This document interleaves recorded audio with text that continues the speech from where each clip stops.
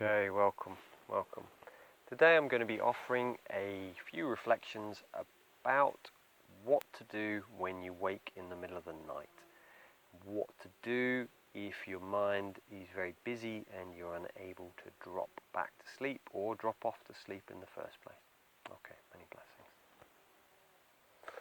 So, this is my third take at this. Unfortunately I didn't press my microphone in properly, so I've had some trial runs and recording this video. So the first thing I really want to share is that sometimes we wake in the middle of the night, and this is a normal phenomena, but oftentimes we are able to drop back to sleep. But if our mind is not very peaceful, and then we can sometimes struggle to go back to sleep again. And last night I woke, and it was light here about 4:30 because we're almost at solstice, and I woke, and because I'd had quite a busy day yesterday, I had a few thoughts, and it was like, oh, rather than dropping straight off to sleep, I was aware of being awake for a little while. And so today I just wanted to share a few techniques that I did last night and how I helped to move through this and what I share with my clients. Over the past few months, I've had quite a few clients come to me and they have a similar problem, sleep. So this is what I will share. So obviously sleep for me is key for happiness, key for self-cultivation and spiritual development. We have to sleep well. Some people say we don't need to sleep that much. Again, it's, you have to connect with what works for you.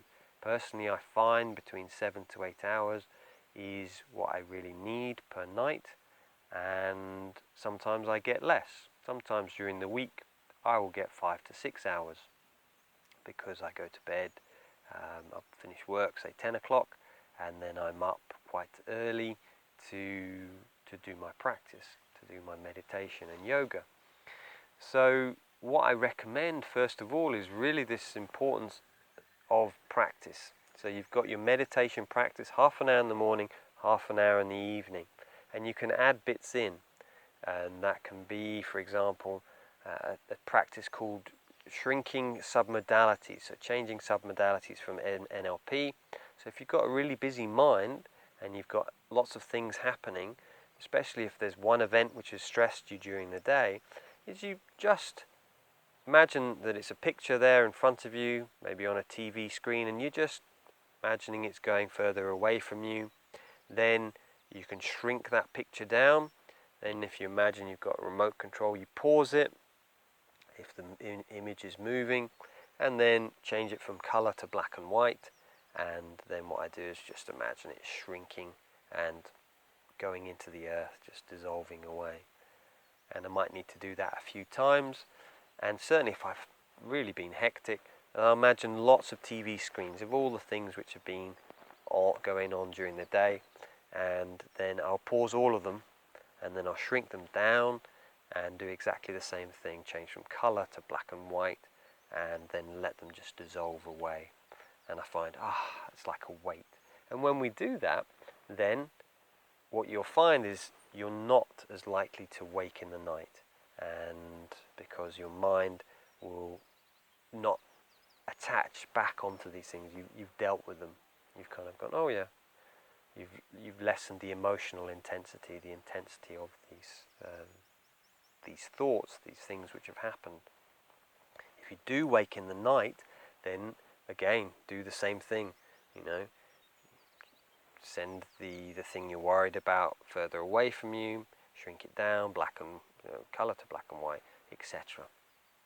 Another practice I did last night was just imagining, as I was lying there, just washing this beautiful electric blue light through my body, and just letting all of those thoughts go as I breathe in,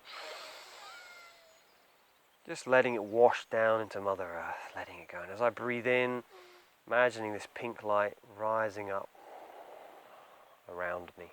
Then as I breathe in again, Breathing down that blue light, just letting it wash through me. And breathing out, letting it go. And breathe in again. Pink light up. And if I keep doing that, then very soon it's like giving my mind something to do rather than focusing on what happened yesterday or what's up for me in my life. So, if that doesn't work and you're still lying there, what I recommend to people is if you're lying down, you just sit upright. For me, we can get into a state lying there going, oh, I can't sleep, I've got to get up early tomorrow. It's like we start to worry. So what I say to my clients is just sit upright and you start to meditate. And within 5, 10, 20 minutes, you'll find that your mind will start to still again. And when it does, you can lie back down and go back to sleep. So there are rhythms when we sleep. So we kind of go from alpha, theta, down into deep dreamless sleep. And we go into a dreaming state. And sometimes, we're up on one of these peaks when we wake. And we can go back up into beta, into thinking mind. So we've just got to, with the meditation, we've just got to slow our brainwaves down and then go back into the sleeping cycle. And it does sometimes take a little bit of practice to do. And what I say to people who do wake, I just say, rather than seeing it as a bad thing, know that when you meditate, you are accessing similar brainwave patterns as sleep. So know that as you sit there and you're meditating, then your mind is getting rest. It is detoxifying. Just know that that's happening. And therefore, it's not a bad thing. Say, oh great, change it around, reframe it.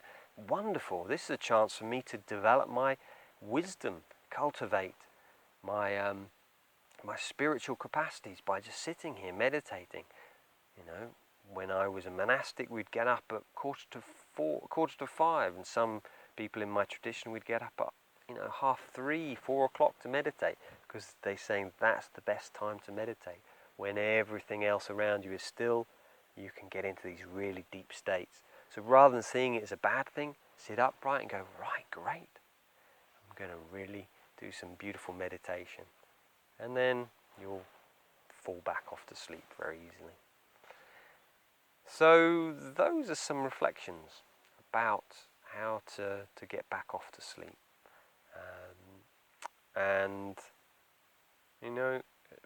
I guess I could go on about this for a while, but being aware of you can find some of my videos about the twilight hour.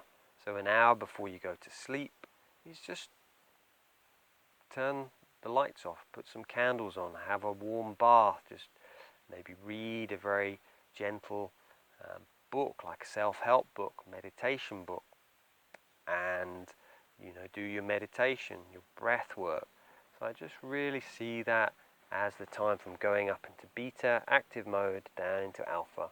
And then the jump from alpha down into theta is just, I'm just ready for sleep now.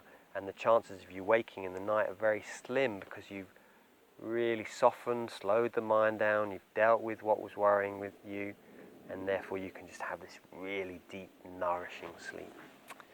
So yes, some reflections today. So if you have any thoughts, questions, anything that's really worked for you, please do comment below.